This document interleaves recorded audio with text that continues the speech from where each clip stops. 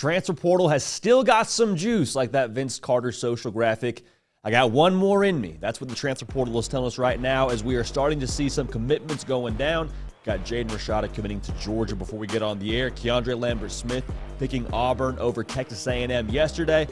Don't think that is the last of the big commitments we're going to see when it comes to this next week or so. But welcome into the Hard Count. It is Thursday, April 25th, 2024, the last one on the face of the planet.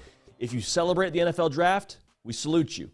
We're not talking any NFL draft on this show. Maybe you follow me on the socials at JD Pickell. We'll talk about it a little bit over there on that platform. But this is college football and only college football all year round. So we appreciate y'all being locked into that. Make sure you are subscribed to this channel because, like I just said, college football doesn't stop. We don't either. Roll party roll. Got some portal juice we'll talk about here in just a matter of moments. Also, Auburn. I mentioned Keandre Lambert-Smith, man. That makes the fourth commitment in 4 days for Hugh Freeze and company. How are they doing it? Because some folks might look at that from a 30,000-foot view and say, well, they're picking Auburn over schools that actually had a better record than them previously. Like Auburn went 6-7 last year. Why are they able to land these guys in the portal? I think it's more than NIL dollars, though that doesn't hurt things. I'll tell you that much. I think there's some more to that. We'll unpack that together. Spring games, Nebraska's playing one this weekend. Colorado's playing one this weekend. Oregon's playing one this weekend. What are we watching for? We say it a lot on this show. We really live by this rule when it comes to spring game Saturdays, rather. Yes, it's a spring game for your football team. It's a great chance for us to see them get out there, play 11-11 football. It's just nice to have it back on the television. But us as fans, man, you can't waste a rep. Okay, so make sure you're getting your dress rehearsal of sorts in yourself for what fall Saturdays are going to be like for you on a game day. We salute y'all that are locked in and that are watching YouTube reruns of full games all year long. This is a nice change of pace for us to get a live game under our belt. Speaking of Nebraska, who are they going to be in 2024? Because last year, it was a lot of a similar vibe from what they've experienced in previous years, where you're talking about how many one-score losses you had and how close you were in certain games. And that just, if you're a Nebraska fan, you're tired of doing that. You're saying, oh, we've done the so close thing. When are we going to get over the hump? Is 2024 the year for us to get over that hump? We'll talk about it and give you our thoughts there. Also, transfer portal rules. We gave you our transfer portal rules for how we believe certain programs should operate when it comes to adding talent. Let's kind of flip that thing on its head and talk about how we would operate if we're a player in the transfer portal. Now, I actually was able to be a player in the transfer portal way back when that whole thing got rolling. But nonetheless, we got a lot to talk about. Don't want to waste too much more time. We're glad to have you all a part of this. We don't take a second of this for granted. The fact that y'all take time out of your busy schedule to come hang out with us and talk college football, whether you're watching live on the YouTube channel or whether you're listening back on podcast at the gym, doing carpool, whatever it is, man, we really appreciate y'all, and we are very thankful for y'all being a part of this. Let's jump to it now. The transfer portal still got some juice in it, man. Dylan Edwards, we jumped in the portal, I believe it was a little over 24 hours ago. Already a couple of schools that are in the running for one of the top, I believe, offensive skill players in the transfer portal. And yes, he's a running back. Yes, he can carry the mail for you. I think he proved that last year at different points with Colorado. But I think he also has another element to him with what he can do out of the backfield for you. Like, I think some schools are viewing Dylan Edwards as kind of that slot receiver mold, a true Swiss Army knife. Caught 36 balls last year in Colorado's offense. A big part of why he transferred, from what we're hearing, is he wants to be in a position where he can carry the mail, because Colorado ran the ball 40% of the time last year, one of the lowest percentages in the country. The schools in the sweepstakes right now, the big three we're hearing per Steve Wiltfong and Pete Nakos: Kansas. Remember, he's from the state of Kansas. Kansas State, where he was committed at one point in time during his high school career. And Texas A&M, currently in the running right now for Dylan Edwards. Now, that's not an all-encompassing list. I've been told Nebraska is a school that may end up making a pretty strong push for Dylan Edwards. Georgia, on paper, would make a lot of sense. Would Dylan Edwards be RB1 at Georgia? Probably not, but I think there's definitely a role you could find for him out there in Athens.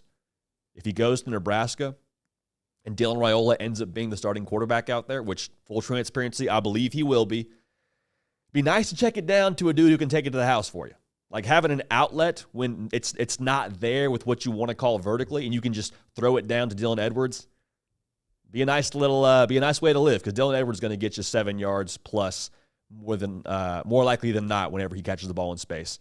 Speaking of catching the ball in space, man, Keandre Lambert-Smith was one of the most explosive weapons on the Penn State offense a season ago. He has taken his talents to Auburn, Alabama, and the Auburn social team is as dialed in as it gets because they posted a elite clip yesterday. I believe it was Sammy Coates, where he throws the Texas A&M defender down to the ground when he was playing at Auburn. So a nice little subtweet there from our friends on the Plains. This is massive in every single sense of the word for Auburn. We talked about the potential of him ending up with Hugh Freeze and in that offense. The complexion of the scheme, to me, changes drastically by adding in a guy of his caliber because we feel pretty good about who Cam Coleman's going to be. Like, we all watched the spring game. We all see what he can do with those 50-50 balls. Thing is, we weren't the only ones who watched that spring game. Other defensive coordinators that are going to play Auburn also saw that spring game and will be able to see how much of a threat he is on the outside. So what are they going to do? Common sense, you give him extra attention. Well, it becomes a lot more difficult to give him extra attention when you have another receiver out there that can hurt you, which is, of course, Keandre Lambert-Smith. Averaged 12 yards of reception last year at Penn State. Really explosive player. He's got speed to burn. I'm excited to see what he does in that offense. The feeling now, we'll talk more about Auburn later, but the feeling now is, all right, Peyton Thorne, there's becoming less and less margin for excuses for us to make for you. Now, Peyton Thorne's not making excuses. I promise you nobody within that building in Auburn, Alabama is making excuses. But the feeling right now is, okay, if Peyton Thorne is going to be the guy for us to win football games here at a high level, he's got what he needs now. That backfield is stocked. They've got weapons on the perimeter now. You got a better, I think, setup when it comes to your offensive approach. So this is massive for Auburn, and I think it changes the ceiling of what they're going to be offensively here in 2024. Simeon Barrow Jr., a guy we've talked about a lot, is a big defensive lineman from Michigan State. How big? 6'3", 290 pounds. The phrase you hear a lot during this part of the year when it comes to the transfer portal and guys of Simeon Barrow's stature is, hey, guys like him, they don't grow on trees, man. No doubt. He's taking his time with this decision. He graduates this Friday, I believe, from Michigan State. LSU, Miami, Missouri, all getting visits. Texas, Oklahoma, Florida State are fighting for that final visit is what we're hearing right now. This is the most proven commodity, in my opinion, in the transfer portal at his position. 110 career tackles, 18 and a half TFLs, 30 starts. So you're not guessing with what you get with him. He's played in the Big Ten Conference, a line of scrimmage league, and produced. So whether he ends up at a Miami and LSU, a Missouri, or a Texas, Oklahoma, like any of those schools, wherever he ends up at, you're not wondering how it's going to translate. You know what he is, you know who he is, and you know what you're getting. If you want to win in November, if you want to win, heck, in January for national championships, you got to have guys like Simeon Barrow Jr. playing up front for you. So obviously he's being very, very highly recruited, and it sounds like that thing is going to develop slowly based on this timeline with his graduation and taking another visit. Now, his teammate, Derek Harmon, is also getting a ton of attention. 6'5", 320 pounds. So he's a bit of a monster himself. Same thing with him. He is a proven production kind of player. Played in 25 games during his career at Michigan State, 6.5 tackles for a loss. Now, he's interesting because he entered the transfer portal window during the winter, took some visits. Miami was after him during that initial cycle, and he since withdrew his name from the portal, came back, and now is back in the portal in this spring window. Visited USC, going to visit Miami. Oklahoma would love to lend his services. I have to believe that the same schools that are after Simeon Barrow Jr. are also after Derek Harmon. Now, I don't know if this is at all on the table for any of these schools, but if there was a world where Simeon Barrow Jr. and Derek Harmon are texting and sort of having conversations about what they're going to do next, and they just want to go somewhere together, no idea if that's going to happen, but if they wanted to go somewhere together, that would be monstrosity for whoever ends up landing them. That would be a very nice feather in the cap of your defensive line unit. So keep an eye on that. Two big dogs on the defensive line. I mean big in the literal sense, close to 300 pounds and 6'3" plus for both of them. We'll see what happens there. So keep an eye on that. Jaden Rashada, before we got on the air here, man, he announced his commitment to the Georgia Bulldogs. And we talked about this on previous shows. I love everything about this for Jaden Rashada. Like, full transparency, we felt pretty bad for Jaden Rashada with the whole way that his high school recruitment went and the whole thing that happened sort of in a wonky nature with the NIL deal with Florida. Ends up going to Arizona State, has has success at times, but understands, hey, I probably need to go somewhere else, sit for a year, develop, self-assess, all those things. Love that. Shows maturity, shows humility. From what I was told, again, this was not an NIL-driven recruitment for him. I'm excited to see what he becomes, man. It's a win-win for everyone because if you're Georgia, you just added another talented quarterback to your room that has Gunnar Stockton, that has Ryan Puglisi. Oh, by the way, you got Carson Beck, who's going to have a very strong case to be the first quarterback taken this time next year. And now you add a 4-star player like Jaden Rashada. It's a win for Georgia because you have a quarterback who's going to add competition to that room. Iron sharpens iron. The way that Georgia does things from a competition perspective, from a position room perspective, they throw as much talent as possible into a position room. They let them fight it out gladiator style. And then the player that walks out of that thing, the starter, is the one who earned it, who competed under the pressure, and who was able to elevate their play against such strong competition. So for Jaden Rashada, you're going to develop whether you like it or not. Like being at Georgia, you buy into Kirby Smart's way of doing things, and you play with some of the best players in the country on the scout team with you. I mean, that thing is stacked with 4- and 5-star recruits giving a look to the ones during the week. And, oh, by the way, you're playing against 4- and 5-stars during the week as well. You have no choice but to get better, and that's going to be massive for him long-term. And if you win the job at Georgia after Carson Beck leaves this coming season, obviously he's not playing this year. It's Carson Beck's team. It's Carson Beck's job. But if you show up next year and win the job, like you're set up for success. I mean, that's going to do wonders for you when it comes to the NFL and do wonders for you when it comes to how you're assessed at the NFL draft process. We've seen that with multiple guys. So bottom line, win-win for everyone. We're happy for Jaden Rashada, and I'm sure the folks in Athens, Georgia are also very happy to land a quarterback of his caliber in that room. Last one to talk about here, James Brockmeyer. He's a 4-star caliber cat from the class of 2021.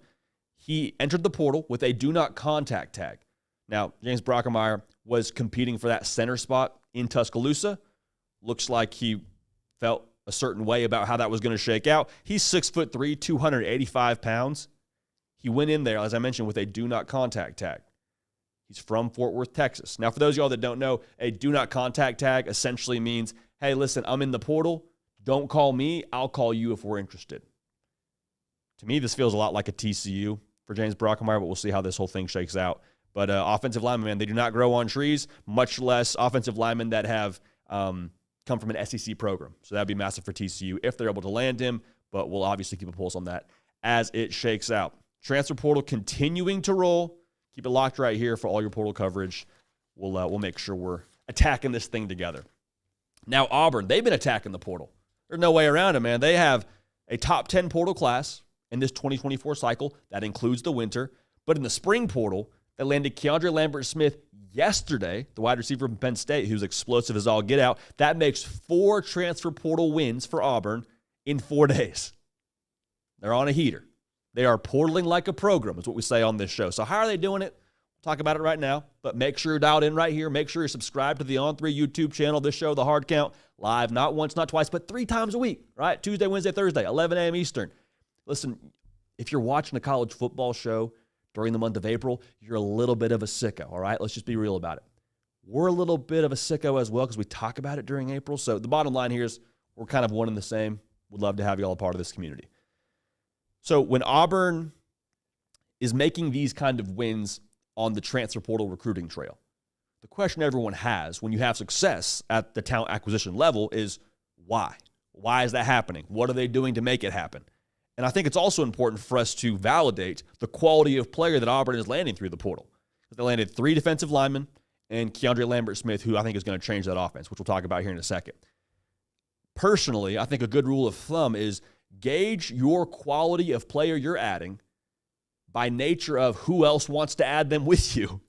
Like when you have teams in the mix like a Florida State, like a USC, that also want that same player, that should be validating that staff also believes that the player you're after is a pretty darn good player. Now, some evals are a little bit harder to make than others, but Philip Bleedy, if LSU wanted him, Brian Kelly and that staff, I promise you, they had done their homework and they were going to be after his services because he's a good player. Auburn lands him. Transfer defensive lineman from Indiana.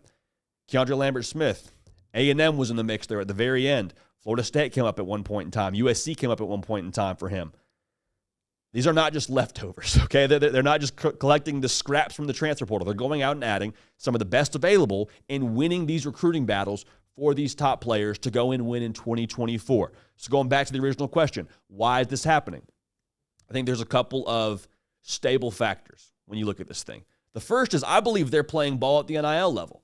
Like, let's not call it, let's not beat around the bush. Let's call a spade here, man. The care factor in Auburn, Alabama is strong enough, and I think it is attractive enough to land some of these guys. Because in all of these transfer portal recruitments, much less high school recruitments, NIL is a factor. And Auburn is saying, we understand that. We're going to meet what you are looking for, or at least be in that range. Come on, man. And again, the care factor of a place like Auburn, I think, is going to stand the test of time. Like, I don't think it's a thing where if Auburn goes out and has a 500 season next year, you're going to see people say, well, you know what, I'm putting my money somewhere else. No, people are bought into Auburn, believe they're bought into Hugh Freeze, and that's going to continue to pay dividends on the talent acquisition and roster building side of things for that coaching staff and for that program. Here's arguably the more impactful part of this for Auburn. I think people are seeing the trajectory of what Hugh Freeze is building out there on the plains, and they want to go be a part of it. They see where that thing is heading. They're like, hey, I want to go get on that rocket ship before it takes off. I want to get on that train before it leaves the station. Because you see, you got a coach who has won everywhere he's been, including the SEC and Hugh Freeze. You already have a talented roster that's there. They portaled in 21 transfers from last year. I understand not all those guys are still there, but the talent nucleus in-house at Auburn, I believe, is strong enough to win. And you saw that last year during the season.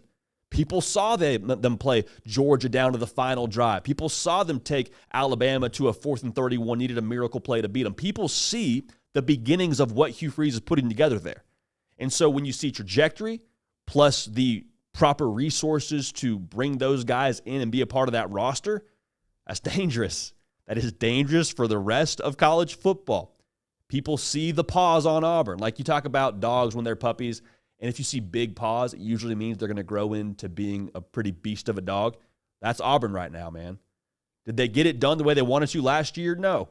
The New Mexico State game was, I'm sure, embarrassing for everyone involved. The Alabama game, you hate seeing that happen. The Georgia game, you're like, gosh, we're so close. Why can't we put it together? But you see the big paws. If that's year 1 for Hugh Freeze, what's year 3 going to be like? What's year 5 going to be like? I think it's also worth noting, when you step on campus at Auburn, when you step in that Walto's facility, which is brand spanking new, $92 million, we got a tour, and it was absolutely unbelievable. The way that it feels at Auburn, just quite frankly, is big time.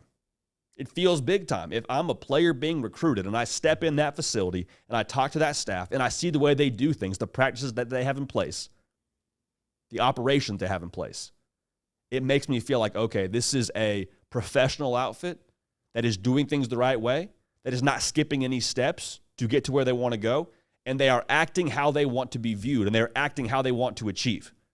Does that make sense? You gotta act in a first-class way if you want to get first-class results, and that's what Auburn's doing right now. It's not just the players, too. We talked about players that had options that ended up picking Auburn over other schools in the SEC or other elite institutions. DJ Durkin, he was at A&M. It's an SEC school. They had a good defense. He chose to go to Auburn. He chose to follow Hugh Freeze. Coach Nick's at Ole Miss. I understand there was a bit of a promotion there, it sounds like, from what he was doing at Ole Miss to what he is potentially doing at Auburn, if you're reading between the lines there. He was at an SEC school. He was at a school that just won a New Year's Six Bowl game last year. Wants to be a part of what Auburn's doing. And I'm not saying that money isn't involved here for some of these guys. I'm sure that it is. But at the end of the day, man, the trajectory of Auburn, I believe, is massively attractive to everyone that has an opportunity to join their roster or join their staff. And so now for 2024, I think the feeling within that fan base is, why not us? Like, why can't we go out and get it done in 2024? And what does get it done look like? Is that 10 wins? Is that an SEC championship? I think it's all based on your expectations. I think somewhere in that 9-win range would be a phenomenal pop of a season for year 2 for Hugh Freeze after winning 6 games the year before. But you got Peyton Thorne from the portal last year. He now has, I believe, a better offensive direction with Hugh Freeze. He now has Keandre Lambert-Smith and Cam Coleman, so there's weapons to throw the football to. You have a stocked backfield with Jarquez Hunter. Also, on top of that, you got some more time now under your belt in the SEC. You know what you're getting into. You know what this whole thing is going to be. You know what you signed up for. So the thing for Auburn in 2024, what I think is the ultimate hinge point for success, and it's no secret, it is Peyton Thorne. It is what he ends up doing here, because I just mentioned all those pieces. You still got to have the glue to put the project together, right? You can have the best poster board in the world. You can have the best pictures printed out. But if you're not able to put those things together, you're getting an F on the project, brother. You're not going to be able to do anything with those great pieces. So I'm excited to watch how that comes together. I think Peyton Thorne, just full transparency, I think he will take a massive step forward from where he was last year for the reasons I just mentioned. And I think Auburn, that trajectory, brother, it's I'm sounding like sketch. That trajectory, brother, it is, I believe, is headed in the right direction. I can't wait to see what it ends up being. They built it up now, a bit of solid foundation, and now they're ready to go make some moves. Keep on rolling here. Seeing some hate in the chat for Peyton Thorne, man. It is what it is. I understand last year, your resume is your performance. Your resume is your tape. And he did not put some good things on tape last year. But I do think the variables around him, the context around him, we talk about that for a lot of quarterbacks right now in 2024, was not nearly as good as it's going to be this upcoming season. And I think you also saw in flashes when Hugh Freeze grabbed the controller to call the offense. He said, hey, my turn. Let me get a few stabs at this thing. The Georgia game, most notably, you saw a different Peyton Thorne. You saw a different offense from Auburn. So we'll keep an eye on that. But regardless, roll party roll. All right. Spring games, round 3, baby. We've had a phenomenal last 2 slates. This weekend slate is a little bit slimmer when it comes to some of those marquee programs across the country. But nonetheless, what are we watching for in round 3 of some spring games and spring showcases this upcoming weekend? Let's start in Autzen, out there in Eugene, Oregon, man. You got Dillon Gabriel and Dante Moore also going to get some reps, I have to believe, in the spring game upcoming here for Dan Lanning and company. The thing that I'm watching for most closely is how comfortable does Dillon Gabriel look driving this car? Now, the way that you assess this, I think, personally, is what kind of decisions does he make and how quickly does he make them? Because last year, this offense was so successful, yes, because Bo Nix is a tremendous quarterback. He puts the ball in the money. And yes, because you got great skill players. I mean, you saw Troy Franklin be elite last year. You saw Tez Johnson be elite last year. Bucky Irving's going to get drafted, if not tonight, then tomorrow. Like, they got a lot of things working in their favor. But even with that same thing being said, they were so efficient and so effective because that ball got to the right place in the right spot on the right time. Like, defenses were having to catch their breath because they were going so quickly. That takes a little bit of time to get your feet underneath you to totally feel comfortable driving this car.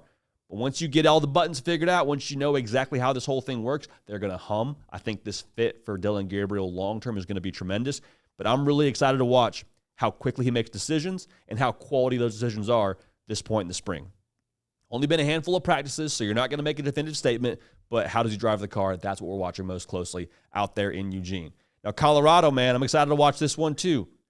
Year 2 of the Deion Sanders era. Can we run the ball and can we protect Shedeur Sanders? I understand Colorado's defensive line is not going to be probably up to par with what you see across the Big 12, but even with that being said, you have to help Shedeur Sanders. You have to, because I think he is I'm not an NFL draft guy, but I think he is probably an NFL quarterback. I think he's probably close to being a first-round NFL quarterback. Again, not a draft guy. But at the end of the day, how many more games does Colorado win last year if you just cut the sacks for Shedeur Sanders in half? I believe he was sacked like close to 50 times. Maybe it was over 50 times last year. Like, he was running for his life when he wasn't getting sacked. If you cut that number in half, how many more games does Colorado win? Because they lost 4 by 1 score. I'm not saying they win 4 more games, but I'm saying you give yourself a better chance. Does Colorado win 5? Did they make a bowl game? I'm just saying that's a massive differentiating factor. And then in that same vein of helping Shedeur Sanders out, making this offense multidimensional, we got to be able to do something on the ground. We have to. Averaged 2.9 yards a carry last year, I believe. One of the worst averages in the country.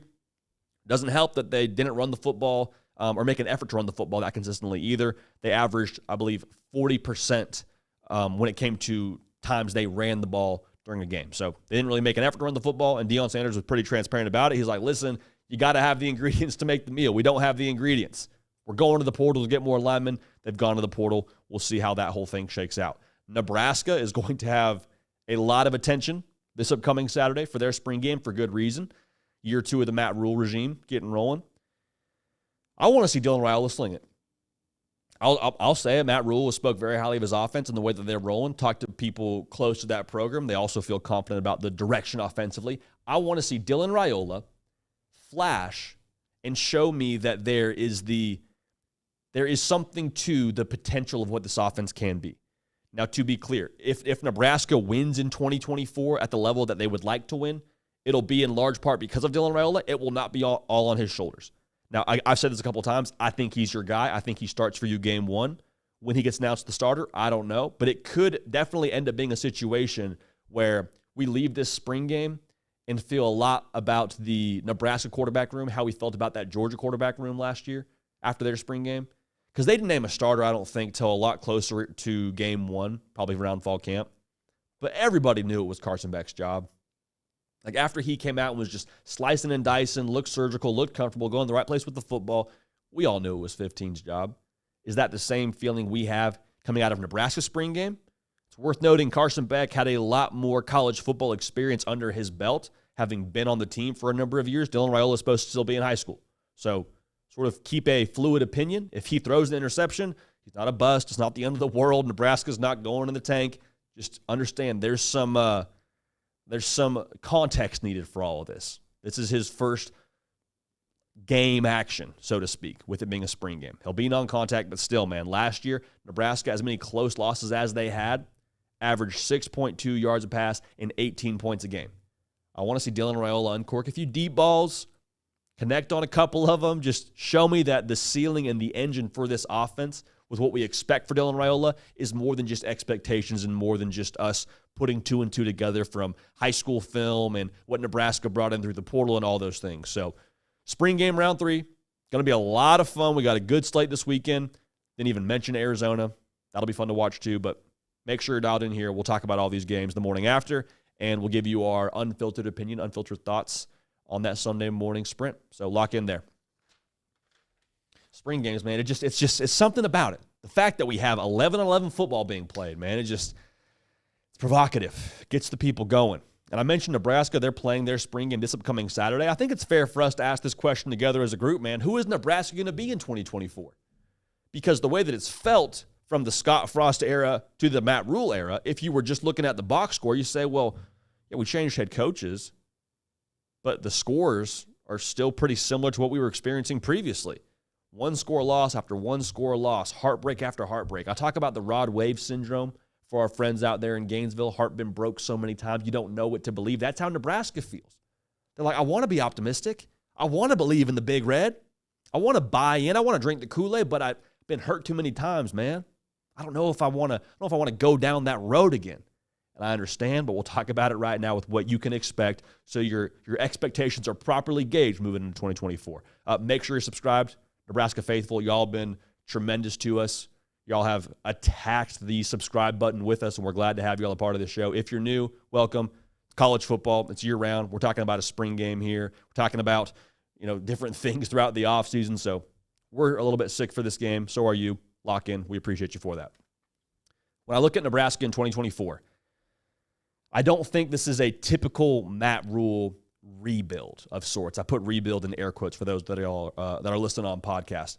Because the way that Matt Rule's done things, he takes over a team, whether it be a Temple or a Baylor, they're down bad, and then he brings in good culture, he develops, they evaluate at an elite level, and then by year 2, they have a little bit more success. They win maybe 7 games, maybe 8 games, depending on how that bowl game goes. And then year 3 is where you really go for a conference title kind of season. I believe this is a AP year 2 Matt Rule team. Now, for those of y'all that understand or remember the AP courses we took in high school or maybe watched other people take in high school, I think it's a little bit advanced from what we've seen from previous year 2 teams. And what I mean by that is we had a different jumping off point for Nebraska than we did for Baylor and Temple if we're Matt Rule and company. Like Baylor, there were folks talking about that school, their football program at least, ceasing to exist. Temple, I think they won like 1 or 2 games the year before. And then year 2, they had a little more success and did what I said they'd do, which is win right around 7 or 8 games. I think this team, the roster talent level, is higher than that. I think that the buy-in to culturally is higher than what those previous schools had. Because these guys at Nebraska, man, you don't play close games unless you have the proper competitive approach. Now, it takes a little bit something extra to get over the hump and win those one-score games, but I'm just telling you, like, if your culture is just for the dogs, and I mean, if your culture is just in a bad spot and it's down bad and you need to rebuild that whole thing, you don't play that many close games like Nebraska did year 1. Now, I think what we're going to see from them is the defense is going to keep them in every single game. Nebraska's top 3 in returning production. 78% of that defense from last year is back production-wise. Most importantly, the defensive coordinator is back. Tony White, he's going to be a head coach, I believe, this time next year. So, last dance, baby, is my opinion. They allowed 18 points a game last year. The thing with them is they're going to be like they're going to take a ping-pong approach, I think, when it comes to how they play football in 2024, which is you just hit it over the net, hit it over the net, hit it over the net, and wait for your opponent to make that fatal flaw. Whether they hit it off the table, whether they hit it into the net, whether they throw you a pick, whether they fumble it, whether they bust a coverage, whatever it is, whenever they make their mistake, you pounce on it. That's what Nebraska is going to be defensively in 2024. I truly believe that. Now, the flavor packet for Nebraska, the thing that changes the entire way you look at them as a team and as a meal, if you're keeping with that metaphor, is the ceiling of what they can be offensively in 2024. It's a game changer, man. Added some pieces through the portal. And let's just call a spade, man. If Dylan Raiola is anywhere near what Nebraska fans think he could be, if he's anywhere near the rumblings of what he's doing behind closed doors right now, they're going to be really exciting to watch offensively. And let's just be honest, like last year's offense isn't setting the bar extremely high for success. They scored 18 points a game, did Nebraska. They averaged 6.2 yards a pass, which is it's worse than 100th in the country, I believe, 109th in the country. For those of y'all that are stat checking there, they're not done yet via the portal, I don't think, too. So we'll see what they add. But they're not losing a lot. They're not losing a lot. The way that the offense could be so much better compared to last season. Now, the schedule's a little more difficult. We understand that. Are they a conference title team in 2024? I don't know, but I think they're going to be an absolute pain in your side every single week, man. Like what I just said, I don't have a ton of concern about Nebraska rolling that defense out there. I think it's one of the sneaky best defenses in the country. And if you just have something serviceable offensively to roll with, and if Dylan Raiola kind of grows into himself as the season wears on, like how good could they be?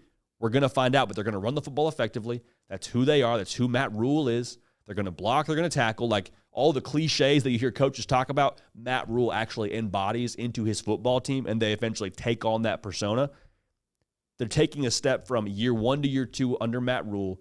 In that year 1 to year 2 development, the way that Matt Rule talked about it to us when he came on this show, is it's about these guys taking our process and making it their process. Like it's one thing for a coach to say, hey, I want you to do X, Y, and Z on the field, off the field, in the locker room, all these things. And you can receive that message. It'll have some impact on you because you have more structure around you. But when the team takes that and runs with it, which I think they're doing right now in Lincoln, quite honestly, that changes everything for you. Changes everything for you. So going back to what I said, Nebraska is going to be an absolute pain every single game you have to play them.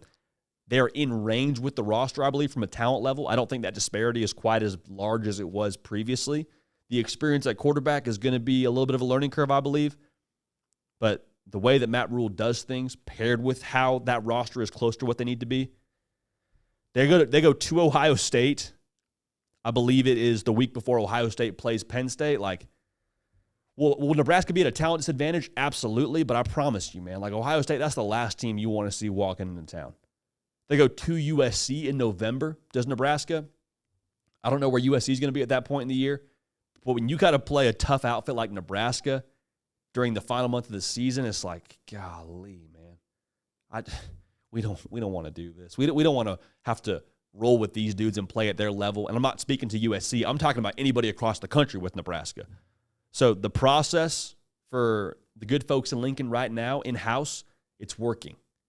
It's working. Now, you may not be seeing the fruit that are coming to expect in future years from Matt Rule, but you're seeing things start to develop. You're seeing those roots start to take hold. So I think in 2024, they are a team that will make a bowl game. I truly believe that. And there's a lot of folks now that are saying, we've heard you say that before. You have. Hey, hand up. We've missed. We've missed a couple of times on Nebraska. Should we have been right based on the close losses? I mean, again, I'm just saying we've missed. We'll leave it at that. We've missed, but I don't think we're going to miss in 2024. I think this is the year to make a bowl game. And I think Dylan Raiola and the support he has around him is going to be a major differentiating factor in their success in 2024 offensively, because the defense will keep him in every game, every single game they play. Yeah, man, that's going to be one of the most intriguing teams, I believe, in all of college football, man. All of college football. That's going to be one of those teams that you could look up at some point during October and be like, oh, look at Nebraska. And then you'll see them on your schedule a little bit later in the season. You're like, golly, we got to play those guys. They're going to be a pain. They're going to be the most – if you see them on the schedule, they might be one of the most annoying teams in college football with how Matt Rule is going to have that situation running. All right, about to get your questions here in a matter of moments. Before we get to that, though, we had a segment on yesterday's show with transfer portal rules for different programs throughout the country. How should you assess the portal? It was things like, hey, don't deal with crazy people. Whether it's a player, whether it's an agent, don't deal with them. We said things like, make sure you spend your NIL dollars on the appropriate positions. Don't just overspend because he's the best available. Spend money where money should be spent. So we did that whole exercise from the team side of things. Let's have that conversation from the player side of things. And this is not me telling players what to do. Don't get it twisted. This is more so a word of advice from where I'm sitting right now. Not all that far removed from my playing days, but even so, I'm not pretending to be the know-all here. I'm just telling you what I think. So let's start with this, man. Begin with the end in mind. Stephen Covey has a book called The 7 Habits of Highly Effective People. I believe that is the first habit. What do you want out of your next spot? Do you want to develop like a Jaden Rashada? Do you have 1 year left you got to play right now? Do you want to go somewhere to get a great graduate degree? Do you want to go somewhere where you can help set yourself up for a nice job after you finish playing ball? Whatever it is, let's begin with the end in mind. Don't just go to the big logo. Don't just go to the school that's nicest to you, who throws the biggest NIL bag at you. Begin with the end in mind. Because here's the deal, man. After you leave that school, whether it's in the portal, whether it's to the draft, whether it's to the real world, which is a horrible term to use, but regardless, it probably works on the same. You are living based off of what happened, the repercussions from that original decision. So begin with the end in mind. Be a highly effective person. That's one of our major rules for this transfer portal. If you're in the portal and making a decision, now also, if you're making a decision, here's how we would go about it. The job is always more important than the salary. Now, as we said yesterday, context and nuance is important for all these rules. There's exceptions to every single rule, but even with that being said, man, get your bag. For sure, get your bag, get paid. Don't go somewhere for free if you don't have to, and if you can get something better, obviously, like, take that into account. But at the end of the day, man, don't go somewhere for a bag if you're not going to play the role that you want to play in that team, right? Like, if you're a starting quarterback kind of player, and this goes without saying, but don't go somewhere for a whole lot of dollars where you're going to have no offensive line and no help around you, and you're just going to finish that season with a whole lot of bumps and bruises and a few more zeros to your checking account. That's not a good way to live. That's not beginning with the end in mind, the first rule we laid out there. So make sure we're considering the job first. And this is just, honestly, this is good advice in my opinion. This is a good word to live by when it comes to life after ball too. Whatever you want to do for your job, you're going to be there day after day. Payday only happens so many days during the year.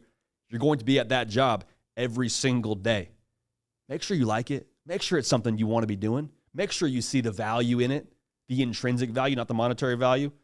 Job over salary, role over NIL dollars, context over NIL dollars. Follow the success stories. Follow the success stories, right? Like, if I'm in the transfer portal, I'm looking at a couple of schools. I'm looking at places where guys have been successful. Florida State, they've proven if you come play for us in Tallahassee, we're going to help you be successful. If you don't succeed at Florida State, it's on you. It's on you because we have proven now, whether it be Keon Coleman, whether it be Johnny Wilson, whether it be Jared Verse, whatever level you transfer from, if we think you're good enough to come here and play for us, it's on you. We're going to make sure we support you in every single facet. Follow the success stories. If there are situations where guys go to places and are never heard from again, consider that. Consider that. Where there's a blueprint for success, I would make sure to check those schools out, Florida State being one of them. Ole Miss, pro mindset. You hear that a lot out of Oxford. That's one of those schools. Oregon, Texas. The process that they have in place to help you as a transfer portal player. Very, very important. Watch the Tide. Not the Crimson Tide, though I'd watch them too if you're playing in the SEC. Probably a good rule of thumb if you're playing them the week before. Are guys leaving that school? Are guys coming into that school and then leaving that school in mass exodus? Like, watch how the ebbs and flows of that roster are operating. If you see 10 to 15 guys leaving from that roster, maybe DM one of them on Twitter, on Instagram, and say, hey, what was the deal? Why did you leave that school? Coach is crazy. Hey, the NIL deal they told you they were giving you, it bounced. Hey, actually, they have a horrible culture.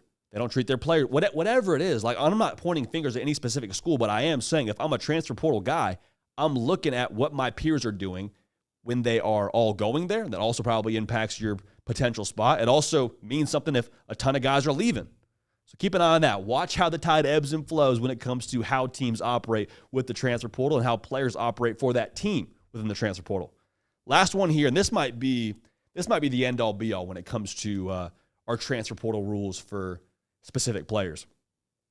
Is one in the hand really less than two in the bush?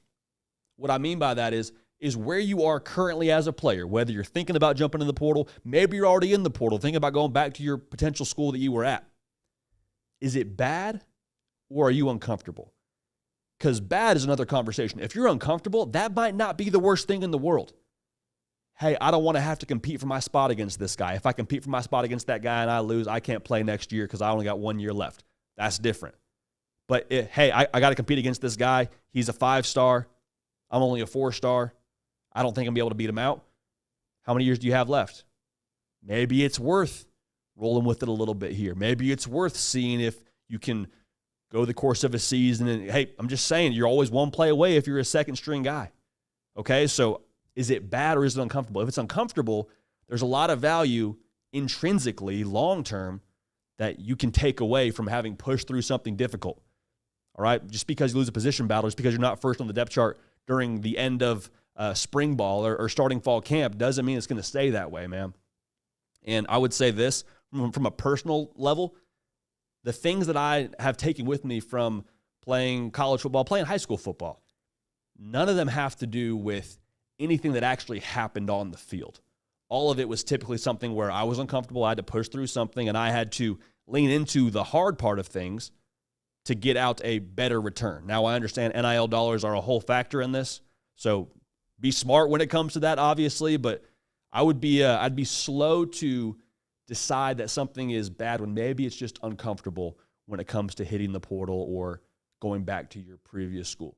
So, again, we're not telling you we're the end-all, be-all on these things, but talked about it from a team side of things. Figured it was appropriate to talk about it from a player's point of view when it comes to rules with operation for success in the transfer portal. Good stuff, man. Good stuff. I see Jared Stidham. Special teams, special plays, special players. What's up, brother? Glad to have y'all in the chat, man. Glad to have y'all tuned in. If you're watching live right now, make sure you're subscribed. If you're listening on podcast, go ahead and rate and review for us and all that good stuff. Y'all are what drives this whole operation. This is a college football community, all right? We got a show, we got a camera, we got a mic and all those things, obviously, but the community behind the show is what makes it what it is. You know what else makes this whole thing what it is the man making it all happen behind the curtain. Let's bring him out right now, Nick Brake. Nick Brake, what's up, baby? Big kickball day yesterday. Yeah. You came in, said we had some good news. Oh, yeah. We're back. Club dub, baby. We're back. Yep. 4 for 4. About 7 catches, man. It's a busy afternoon in right field. You're going to get a random drug test coming from that kickball league here soon, brother. You go 4 for 4 and you make a couple plays in the outfield. Yep. Might be asking you to take a few tests, you know? I would comply. You're not on PEDs, are you? No. Okay. I was making sure. I respect I was just making sure. Too much. You know? Respect it too much. Hey, this is a good question coming from the Truth. I love that. Actually, I'm going to ask the Truth's question last because it's not football related. Okay. So I'll get to this question from Cyber. Sorry. What's your impression on Nico from Tennessee? We saw him firsthand. Yeah, man, we saw him in person. Looks good. He looks real good, man. We said it after our visit. Seeing him throw the football on the run, even in just like a 7-on-7 setting where someone's not actually chasing him, he has so much pop when that ball comes out of his hand. And it's just a practice. They weren't in full pads. They weren't tackling the quarterback. So we add all that context to try and temper expectations. I think he's going to be really good, man. Once he gets comfortable playing in an in-game capacity, which just full transparency, it could take a second. It may not be he hits the field and plays at a Heisman level right away, but when he gets his feet underneath him, he has all the tools in the world to do some really special things at Tennessee. Yeah. Plus, he seems like a really good guy. So. Seems like a good guy, doesn't he? Good on them. Goat Dog says, opinion on SEC transfer rules compared to the other conferences. Do other conferences need to adopt this rule, or does the SEC need to loosen up? I think it's only a matter of time before one or the other happens. I would have to believe if other conferences can make it happen, they'll adopt those transfer portal rules. For those of y'all that are like, what is he talking about? The SEC has a rule in place to where during this specific transfer portal window, that spring portal window, you cannot transfer from an SEC school to another SEC school. And I'm sure the coaches love it because they're like, okay, if we do a whole install during spring practice, we protect ourselves because we know if you're at Georgia right now, you're not going to Alabama after we finish up practice and you're taking your playbook with you. So that's, an encouraging thing. If you do want to transfer from an SEC school to an SEC school, you got to sit out a year. So I guess you could still technically have some strategic advantages there. And if you're an SEC football team, like you're loving this. You're loving the fact that you don't have to have a guy play against you the following season after he played with you during spring practice. So I think a lot of conferences would like to adopt this. I don't know how difficult it is to install. I also could see a world where someone steps in, and I don't know who it would be, but some power that be steps in and says, SEC, no more of this. We can't allow you to do this. I don't know why they would or wouldn't do that, but I would say I think it's a matter of time. I think most conferences would like to have that be a reality, to be honest. A lot of these players that are in this portal window during the spring, from what we can gather, probably would like to go to an SEC school from a specific SEC school. Like they want to stay in the best conference in college football, but given the rules, can't do that. And that's kind of the way that we view it right now. Matter of time before it changes. Yep. So we're going to end the show on 2 questions from our Michigan fans. First, it's Ferris. This is Michigan related. Ooh. He wants to know and mentions kind of some of the influence that Michigan has in the draft, but will they break the draft record this weekend, JD? Dude, I don't even know what the draft record is. I believe 15 would do. 15? Okay. So I think that was set by Georgia in that 2021 draft. I have to believe. It's a recent record. I'm sort of walking through a dark hallway trying to find a wall here to speak about the draft. We're not a draft show, but I would say I think they're going to do it, man. I mean, I think it's like 17 or 18 guys that could get drafted. Mm-hmm. We were talking preseason about them having like 20 guys that could get drafted. So, yeah, I think they'll do it. I'm curious to see where our guy JJ goes, man. Friend of the show, JJ McCarthy. Is he? I do not know. Buffalo Bills trading up for him. Your Bills, Nick? I was listening to Pro Football Talk this morning. They were talking about the Bills trading up for Roma Dunze. Whoa, we like that pick. I'd be happy. I think he could. I mean, that was a segment we almost did on this show. Haven't seen a ton of traffic for NFL draft talk across college football platforms. So we basically were saying we don't think y'all care about it, so we're not going to talk about it. But favorite players in the draft, really quickly: J.J. McCarthy, Jaden Daniels, Marvin Harrison Jr. Dude, Roma Dunze is going to be a stud. Mm-hmm. We got to see him warm up pre-national championship game. The reflexes on that guy. It sounds stupid saying it about a guy who did what he did last year at Washington and just put up ridiculous numbers and had highlight play after highlight play. But like seeing him up close and personal, making the lay over the shoulder catch during the game or during pregame warmups, special. Yep. Special team, special players right there. Absolutely. You know. Hey, really quick in the chat, regardless of what your needs would be in the draft, if you were a GM, You get one pick in this first round. Who are you taking? JD, who do you take? Regardless of needs. Who is the player in this draft you can't pass up? So my mind went to, as an Atlanta Falcons fan, I like Kirk Cousins. I'd love to see them go get a quarterback, just because I think there's some quarterbacks in this draft that are going to be awesome. I'm assuming I can't take Caleb Williams. You can take whoever you want. Who is the player in the draft? draft? I'm going Brock Bowers, dude. He's going to be a freak. We all know he's going to be a freak. Him and Marvin Harrison Jr. feel like the two most can't miss, right? Like, would any of us be surprised if Marvin Harrison Jr. was a Hall of Famer when his first, his first name is Marvin, his last name's Harrison, and his dad did what he did in the NFL? Those two feel like just layups to me. I'll go Brock Bowers because he is an alien. Okay. He's an alien, and Good I'm excited answer. to watch him. What about you? Do you have one, Nick? One of those two. It's Brock. Really? Or Those are your Marvin two for as me. well? I've got the first pick in the dynasty draft in my fantasy world as well, so I'm thinking I'm going to go Marvin. Hey, you want to go crazy here? I have a question for you. What do you think about the Caleb Williams stuff? Have you seen the... What about him? I don't know. Like, they do a draft thing yesterday. Everyone's wearing the same sweatsuit. It sounds like, I would imagine if everyone's wearing the same thing, they were told or given a sweatsuit to wear. And he rolls up in, like, just his own fit. And I'm like, cool, dude. You're the number one pick in the draft. Like, you are literally a one of one. Like, he literally could go and change the entire Chicago Bears future, But I'm also like, I don't know how I feel about, like, there's the little things that kind of make you go, huh. I don't know. I don't know if I love that. All I know is, you don't want someone who's going to be a virus, but if you are that person, or if you are him, you can do whatever you want. And he is him. And I think if he is then whatever you want to roll up in. Let's see it.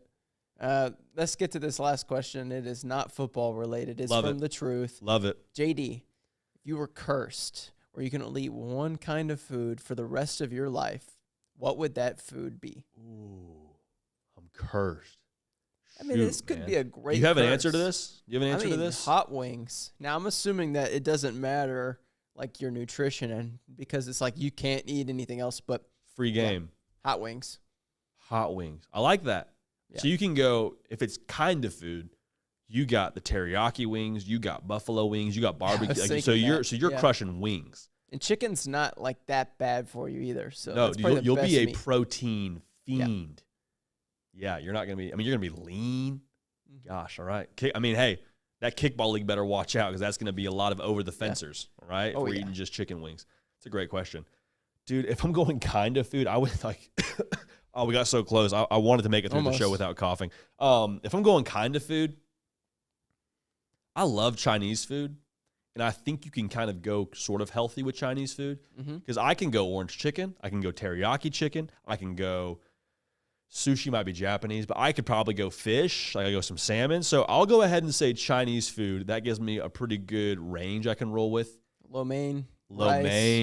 Yeah. Desserts get trickier, I suppose, but like you can still make something happen, I walk to the Chinese place in a farmer's market every weekend, and I change it up. You get to whatever you want. They've got some great stuff. They've got something called Korean corn dogs.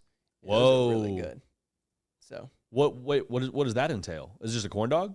Yes, but it's something that I guess it's a different kind of corn dog that they make. I guess they said that this is something that's really popular in Korea, and I was like, oh, that's really cool, because these are delicious. So let's go. Nick Brake, a man of culture. A man of culture, a man of the people, hitting dingers on Wednesday, producing a show on Thursday. Absolutely. You're the man. Good answer, JD. You're the man. I appreciate you, bro. That's the man, Nick Brake, getting us all teed up for tonight's NFL draft. For the record, I would absolutely take Caleb Williams. Just to make sure there's absolute clarity right there. His ceiling, I mean, we all saw him in college football. We all saw what he was. We all know what he can be. Caleb Williams, number one overall. We appreciate y'all being dialed in, man. College football is a year-round sport, and for you to watch this show and to treat it as such, we're extremely grateful for. We're extremely grateful that you are a little bit on the sick side for this whole college football thing. It means a lot to us, and we're grateful that it means a lot to you. So make sure you subscribe on your way out of here. If you're watching on YouTube, make sure you've liked the video, and if you're listening on podcast, go ahead and subscribe to the feed for us and give us a review. And we love y'all, man. We appreciate y'all. Enjoy the draft tonight. Have a great kickoff to the weekend here. We're going to keep this party rolling. We will see y'all